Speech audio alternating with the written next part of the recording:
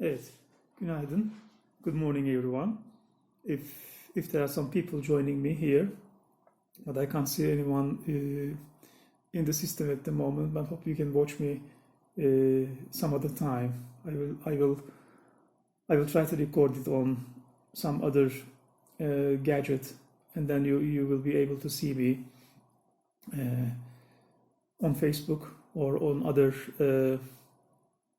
platforms. I don't know if this system is recording at the moment, but I can see myself, and I hope you can see me too. Now, it's been a long break, or it feels long. We only have a 1 week gap between the last time I saw you and now. However, it's been a sad period, boring period for all of you, but I don't want you to be, I don't want you to be depressed in this period, and keep going all the time, and everything is going to be all right in the future, in the very near future, I'm sure. And I'm trying to find out if I am doing everything all right. I don't know. I hope it works. Anyway, now, the last time we met, we started talking about morphology, and in morphology, I told you about the syllables, the differences between syllables and morphemes. And I said that all the morphemes are syllables, but not all syllables are morphemes. And morphemes constitute the words, and I told you about the grammatical categories of the words, and I told you about the prefixes and suffixes, and how do prefixes make new words, and how do suffixes create new words. And I told you that prefixes, the syllables that we attach in the beginning of the words, do not change the grammatical category, whereas the suffixes always change the grammatical category. They turn verbs into adverbs, or they may turn adjectives into nouns, nouns into adjectives, and so on. Here, and afterwards, I told you about the division of morphemes into one another, into individual morphemes, and at the stage of each division, I told you how to distinguish the word categories, grammatical categories. Like, for instance, the root of the word might be a verb, and then by the addition of a syllable, by the addition of a suffix at the end, it may turn into a noun. And I told you that you have to divide the words into their morphemes and tell me what grammatical category it falls into at each stage. For example, boyhood. Boy is a noun. Hood is a suffix, and it makes it a noun again. Or boy is a noun, and boyish. If you make it boyish, it turns into an adjective. And when you divide it into its morphemes, boy becomes a noun, and ish makes it an adjective. And you have to show me those in the exam. Now, today, I'm going to talk about the word coinage. Word coinage means, let me try to write here, but no, I can't. Okay. I'll share with you on Facebook, I'll share with you a PowerPoint presentation.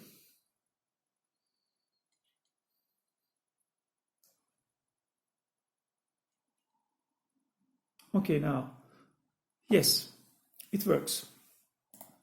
It works perfectly. Now, in my PowerPoint presentation, I'm going to write as I go, and then you will be able to see what I share later on. Okay, the first title is Word Coinage.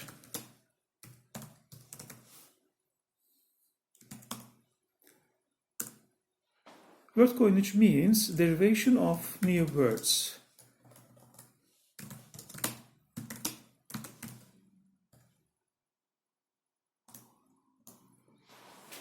Derivation of new words. Word coinage means derivation of new words. Coinage comes from the word coin. Coin is, the metal money, the coin. And coinage means putting the metal money into a box. And when you coin something into a box, you collect. And coinage means, collecting something. Word coinage is collecting words, making up new words. So when you invent a new word, it means you are coining a new word. This is why it is called coinage. The first type of word coinage is compounds. Compounds are the combinations of words.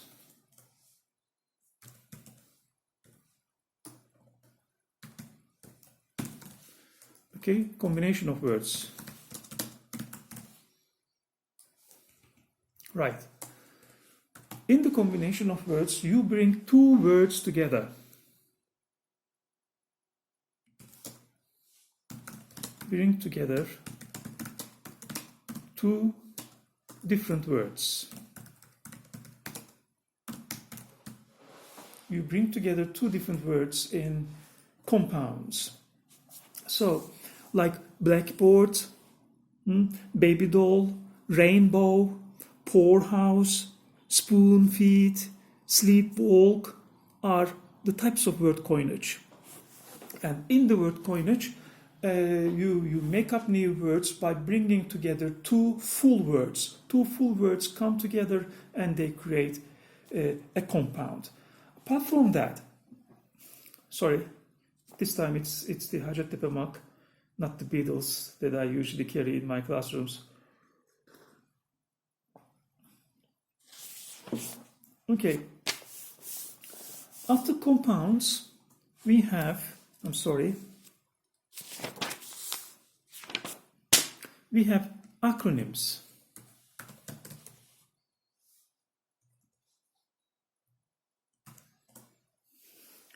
Acronyms are the combination of initial letters.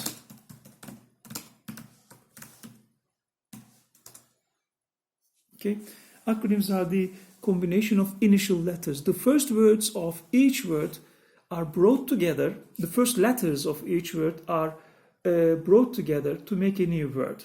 For instance, an acronym. Example for an acronym is NASA.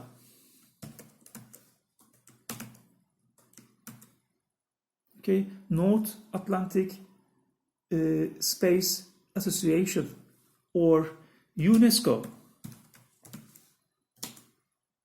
Okay, UNICEF. These are acronyms, but these are the names of associations. But apart from the names of associations, we have other types of acronyms that we use in our daily life. For example, laser.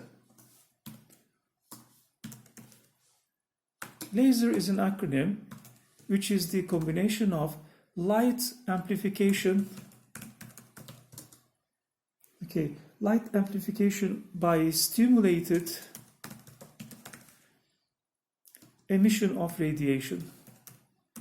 Long word.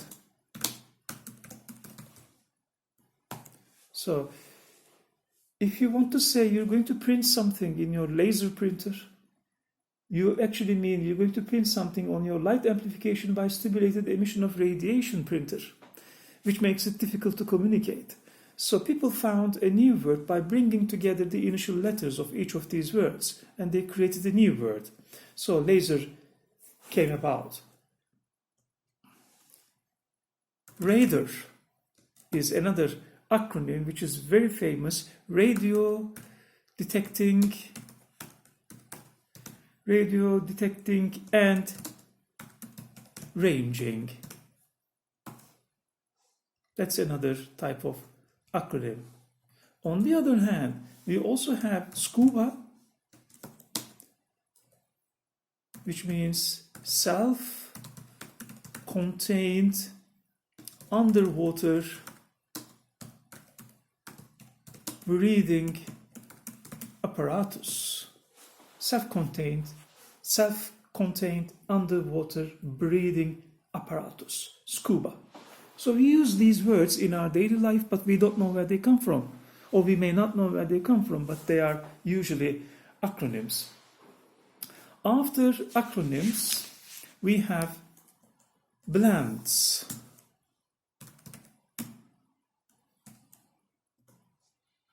Blends are very similar to compounds. However, in blends, we blend the words together.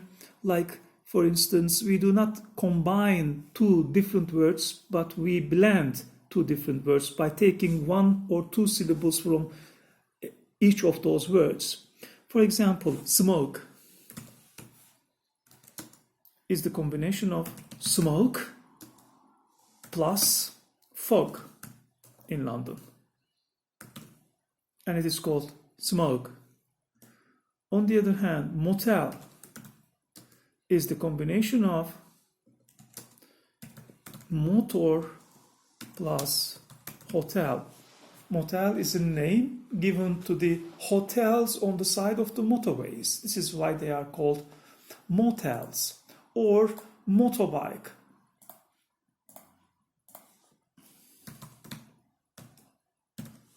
Motorbike is a combination of motor plus bicycle, and they are the examples of blends. And after blends, we have abbreviations.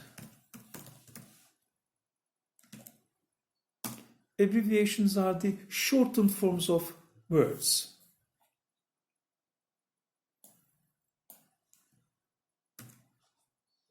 Sorry.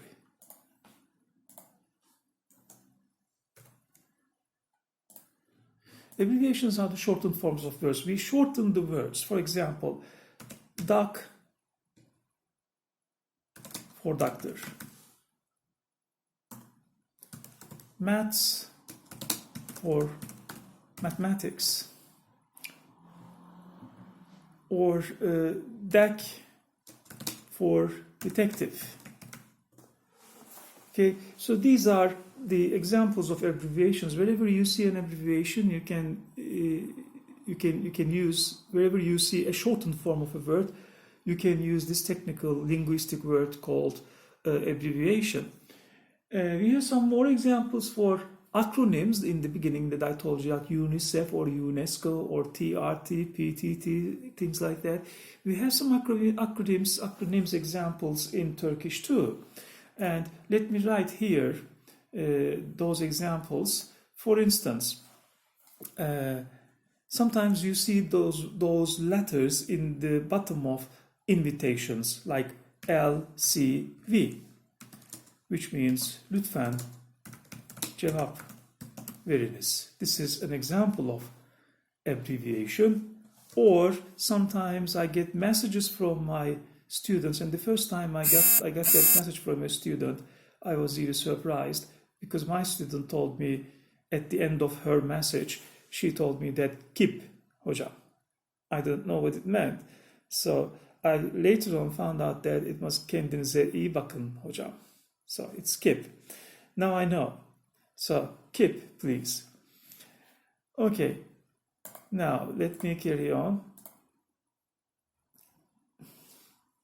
Yeah, I feel so lonely in this room. I wish we were in the classroom. Okay, I feel like talking to myself. Let me see if there are anybody in the system. No, there's nobody in the system. So I'm talking to myself. Okay, DEC for detective. Words from names. Another category of word coinage is words from names. Okay. Words from names are, they refer to the words that are derived from the names, the proper names, human names, place names. For instance, the first famous example is sandwich. Okay, sandwich. Sandwich is the name of, comes from the name of the Sandwich Islands. Sandwich Islands. Sandwich Islands was an English colony. Okay, in the middle of the Atlantic Ocean, it was an English colony, and those islands were called Sandwich Islands. But how does the word that the food we eat, we call it sandwich, but why does it come from the Sandwich Islands? Because there was a governor on that island, okay, the governor, British governor, and the governor was a gambler, and he was always gambling on the table, and he never went out, he never left the gambling table even for eating. So he wanted his food to be put inside 2 pieces of bread. And they brought him his bread while he was gambling all the time. So he ate his food, his meal, in between 2 slices of bread. And it was called sandwich. This is why we call sandwich today. It comes from the sandwich. Now there are also a lot of names, like I can give examples from Turkish. Selpak is a name. It is the name of the paper handkerchief now, but it was actually a name. Okay, the name of the company. Another name is biro. Biro is the name that we give to this type of pens. Okay, pens, tükenmez kalem, pens. Biro was the name of the first person who invented this type of pen.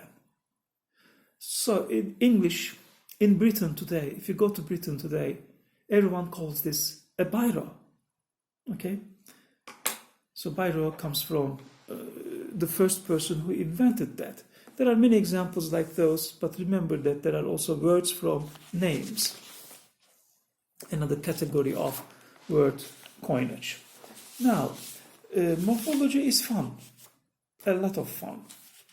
Okay, and in the exam, I will tell you later how we are going to perform the exam in this system. But don't worry, I will try to tell you later on. All right. So knowing a language doesn't mean knowing all the words in that language. Knowing a language doesn't mean memorizing all the rules and all the words in the dictionary of that language. Knowing a language means where one word starts and where one word ends and where the second word begins, so that you can understand all the sentences. But if you do not know where one word begins and where one word ends, and where does a sentence begin and where does it end, you cannot understand what is being spoken to you. And that's a very difficult issue, because imagine yourself listening to a language that you do not know. Okay, you don't know where one word begins and where one word ends, or you don't know where one sentence begins and where one sentence ends. So it will feel like blah, blah, blah, blah, blah, blah to you. So you don't understand. Your ears will only hear a sound, but you do not distinguish the differences between the words. You do not distinguish the divisions between the words and sentences. So knowing a language means you have to know the beginnings and endings of the sentences too, and even the syllables and morphemes you have to know. Okay, and please remember, morphology doesn't only include the division of prefixes and suffixes, but there are also inflectional morphemes.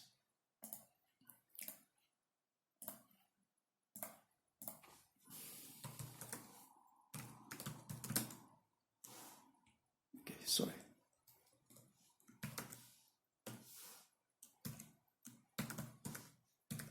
Inflectional morphemes. Inflectional morphemes are the tense morphemes.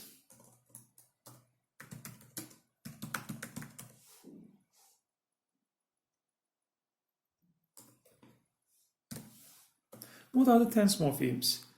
ing, past tense participle ed are the tense morphemes. And the other types of inflectional morphemes are comparative morphemes.